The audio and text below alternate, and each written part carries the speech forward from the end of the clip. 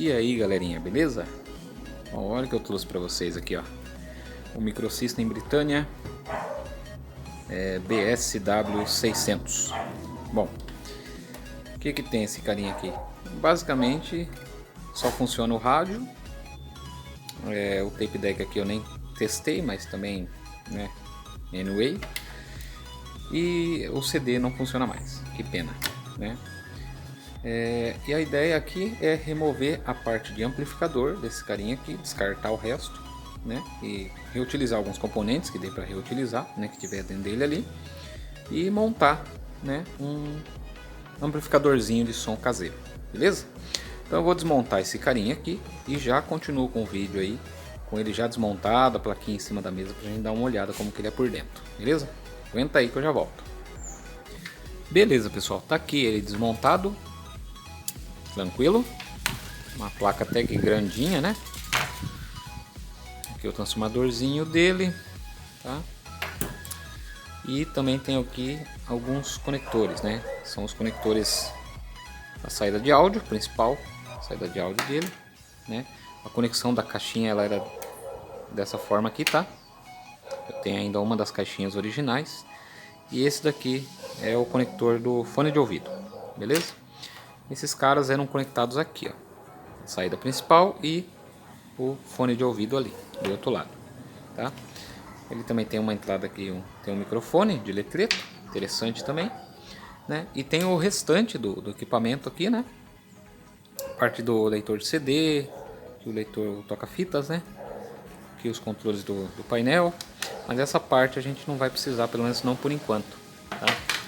Nosso foco está mais aqui nessa área, principalmente aqui, né, daqui para baixo, que é a área do amplificador, tá bom? Por ter um microfone aqui, eu sei que tem uma conexão, né, uma entrada de áudio que vai para o amplificador. Porém, a gente olhando aqui na parte de trás, nós temos aqui os circuitos integrados de controle dele, né? Então, são microcontroladores ou microprocessadores, né? Eu não olhei código nem nada aqui para saber o que eles são. Mas toda a parte lógica, né, tá desse lado da placa. Então, para ativar o microfone, né, alguns desses caras aqui deveriam chavear, né, algum multiplexador para ativar então o microfone. Então, não vai adiantar muito a gente tentar conectar direto aqui, porque de qualquer forma a gente teria que ativar a função microfone lá nele com ele ligado, né? E a ideia não é utilizar essa parte digital, digamos assim, né, dele. Usar só a parte do amplificador mesmo, que é a parte mais analógica dele. Tranquilo? Bom, dando uma olhada aqui, eu sei que aqui são os pinos do TDA, tá? Eu não olhei ainda qual que é o código dele, mas muito provavelmente é algum TDA da vida aí, né? E eu vejo que a parte do amplificador ela vem mais ou menos até aqui, assim, ó. Tá? Mais ou menos até essa região aqui, né? Daqui para lá nós já temos outras conexões, tá? Aqui nós temos aqui alguns circuitos de controle, né, de proteção do amplificador, né? Também a parte aqui de retificação aqui, né, parte da fonte. E basicamente é isso. Aqui desse lado nós temos alguns controles aqui referentes ao deck, né? Quando você apertava o botão lá ele ativava aqui. Tem alguns controles próximos aqui, né, inclusive um circuito integrado aqui. E deve pertencer à parte do deck, essa área aqui. Então, a princípio, o que eu pensei em a gente pegar dessa parte aqui, ó, né, e cortar desta parte até aqui. Isso, até aqui, até esses dois jumpers aqui, ó. Não sei se dá pra ver aí, tem dois jumpers ali. Então, cortar toda essa área aqui, fazendo a volta. Esse lado da placa a gente mantém, né? Porque tem muitas conexões aqui, ó, que a gente vê que são conexões de alimentação, provavelmente, né? Porque elas são bem grossas, ó. Tá vendo? Toda essa parte aqui deve ser um GND geral de todo o circuito, né? Mas enfim. Então vou tentar fazer esse corte. Depois que eu fizer esse corte, eu vou tentar ligar ele, né? Acionar ele ali. Ligar a fonte diretamente, né? Ver se ele está recebendo alimentação, tá? Usando os próprios pinos dele aqui para fazer a medição, né? Vou olhar o datasheet também para saber quais pinos certinho que é os pinos de alimentação. E a gente já faz um teste, né? A gente conecta aqui a saída, a gente vê uma entrada de áudio aqui em algum ponto, a gente vai localizando, a gente pode localizar até com a mão mesmo, né? Você vai tocando e ele faz um ruído quando você toca na entrada de áudio, né? Por ali a gente já dá para identificar que encontrou a entrada de áudio. Beleza? Então a ideia é essa. Vou fazer um corte nesse cara aqui e vamos ver se dá pra gente ligar ele depois de cortado, né? Cruza os dedos aí, hein? Vamos ver se não vai dar ruim. Vamos lá, vou cortar e já volto aí com vocês. Beleza, galerinha, tá aqui. Cortei lá, tentei cortar o mais certinho possível. E tá aí, né? Bom, eu já peguei o datasheet dele, tá? É esse cara aqui, ó, o TC8207. Beleza? Tá aí o circuitinho dele. Nós vemos que ele tem ali o controle de BIOS, né?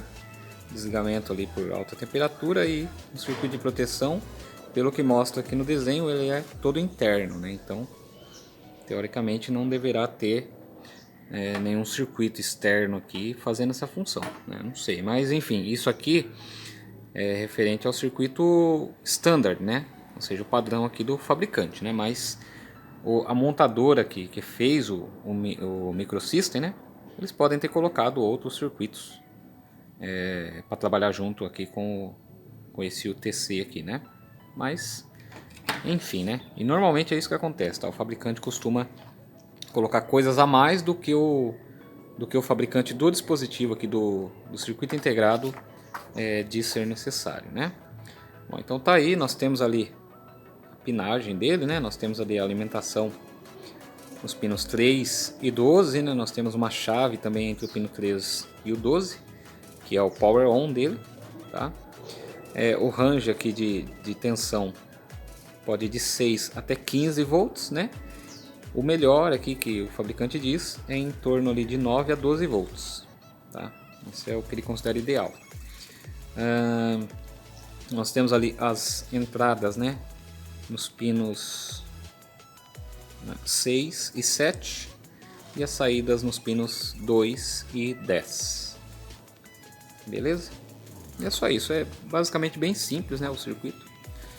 Eu imprimi mais algumas páginas aqui com algumas características dele, tá? Aqui diz aqui o máximo absoluto, né? Ele pode chegar a alimentação ali de até 20 volts, né? Mas aparentemente não é aconselhável, porque é o máximo absoluto, né? Ou seja, a chance dele queimar é alta. Em relação à potência, nós vemos aqui que a potência de saída dele aqui, ó, uma distorção harmônica ali de em torno de 10%, uma alimentação de 12 volts, tipicamente 4.6 watts, né? Ensurdecedores 4.6 watts, né? Bom, mas isso é potência elétrica, né? Não necessariamente potência sonora, tá? Às vezes você pode ter algumas diferenças aí nessas grandezas. Beleza, bom, peguei aqui já o transformadorzinho, né? Aqui são as conexões, mas eu não vou utilizar esse tipo de conexão aqui, né? O que eu pretendo fazer é simplesmente cortar esses fios aqui, tá? E usar umas caixinhas para a gente testar. Deixa eu pegar as caixinhas aqui. A ideia é usar uma caixinha dessa, uma caixinha de home theater. É uma caixinha de 4 ohms, né? Eu não lembro qual que era a impedância das caixas originais dele. Se eu não me engano era de 6 ohms. Mas a gente não abusando muito aqui do volume, né? Não devemos ter problema não, tá?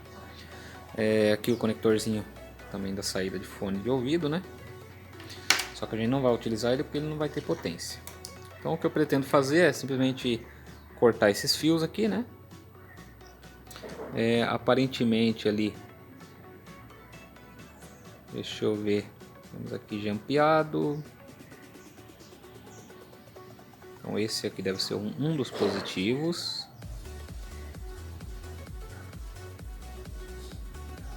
GND e GND. Então pelo que eu vejo aqui, os dois fios do meio são GND e os dois aqui das extremidades são a saída do sinal, né? A saída positiva do sinal. beleza? Pelo menos isso que eu entendi aqui. Então o amarelo aqui e o laranja são GND. Beleza, tranquilo. Eu vou fazer as conexõezinhas aqui e eu já volto com vocês aí pra gente fazer um teste, tá? Se esse cara não explodir, mas torce aí, vamos ver. Muito bem, pessoal. Bom, terminei as conexões, tá? Dei uma verificada tudo certinho ali para ver quais conexões eram interrompidas, né, por padrão, tá? E vamos lá, vou baixar um pouquinho a câmera aqui pra gente olhar de perto. Daí vocês verem ali as conexões que foram feitas, beleza? Aí, vou só acertar o foco aqui, beleza. Bom, como dá pra ver aí então, ó, nós temos aqui algumas conexões, né, que eu tive que fazer por causa da saída. O que acontece? Como eu já imaginava, né, a saída dele é interrompida, né? Ela era interrompida inclusive por esse conector aqui, ó, conector do fone de ouvido. Então esse cara aqui, ele tem uns interruptores internos, né? No momento que você tira o fone, a saída vai para a caixa de som. Você coloca o fone, a saída do circuito integrado ela é desviada para o fone de ouvido, né? Uma ligeira atenuação, mas ela vem aqui para o fone de ouvido. Então o que eu fiz foi localizar aqui os pinos de saída, que como a gente viu lá no datasheet, aqui ó, são os pinos 2 e o pino 10, tá aqui ó, 10 e o 2, eles passam por um capacitor, tá vendo? E daí vai para a saída. Então o que eu fiz foi seguir a trilha ali dos pinos 2 e do pino 10, localizei o capacitor, né? E direto na outra extremidade do capacitor eu soldei um fio e mandei aqui direto para o conector da saída, tá? Que tá ligado ali, ó, naquele conectorzinho branco ali, ó, esse aqui que vai para as caixinhas, tá? Então só tive que fazer esse jumper, beleza? Nada muito complicado. Outra coisa também que eu fiz foi localizar aqui a conexão, né? Aliás, localizar os pontos, né, que interligavam o pino 3 ao pino 12, né, que é o que liga o circuito integrado. Eu vi que isso era controlado por alguns transistores, tá? Temos alguns transistores ali, ó. Ó, aqui temos um aqui, temos outro aqui, tal. Temos alguns transistores que faziam esse controle, tá? Então o sinal vinha da parte lógica, acionava esses transistores e fazia o amplificador funcionar. Então o que eu fiz foi romper as trilhas que levavam aos transistores, né? Porque ainda tinha muita trilha até chegar no ponto em que dava conexão no transistor e tal. Eu achei mais fácil simplesmente romper a trilha e ligar o pino 3 direto no pino 12. Só isso, tá? E outra coisa que eu fiz também foi localizar aqui os pinos de entrada de áudio, né? Que segundo o datasheet são ali os pinos 6 e 7. Aqui, ó. O sinal entra por um capacitor e vai para os pinos 6 e 7. Então o que eu fiz também foi seguir os pinos 6 e 7, encontrei o capacitor e na outra extremidade do capacitor eu soldei aqui o conector, né, passando aqui por um potenciômetro. E depois eu usei aquele conector do fone de ouvido como um conector de entrada, né, para eu ligar aqui um smartphone, alguma coisa para tocar música, certo? Então só essas as conexões que eu precisei fazer, né, e romper algumas trilhas, né? Todos esses pontos em que eu fiz as conexões, né, as trilhas que seguiam para outros dispositivos como transistores ou qualquer outro componente, eu simplesmente rompi para isolar, né? Então o áudio ele se comunica aqui, tanto a entrada quanto a saída, ele vai direto pro circuito integrado, né, passando lógico pelos capacitores ali que a gente tem, beleza? Então foi só isso, tá? Eu vou energizar ele aqui agora, né, e colocar uma música para a gente tocar, para a gente fazer um teste, beleza? Vamos lá então, som na caixa, né? Musiquinha aqui sem direitos autorais.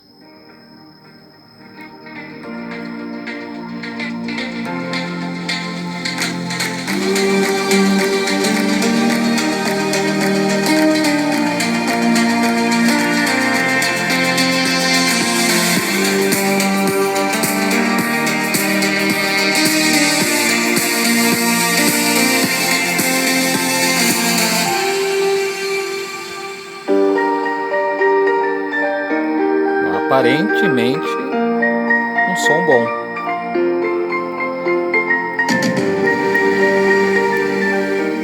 Vocês estão ouvindo esse tec, tec, tec?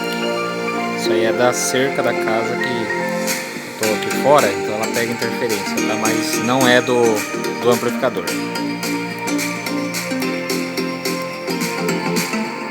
Vamos aumentar, vamos ver o máximo que ele chega.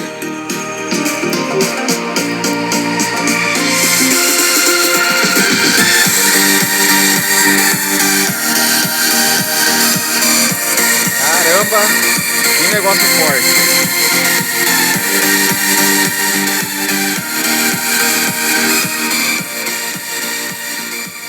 Rapaz.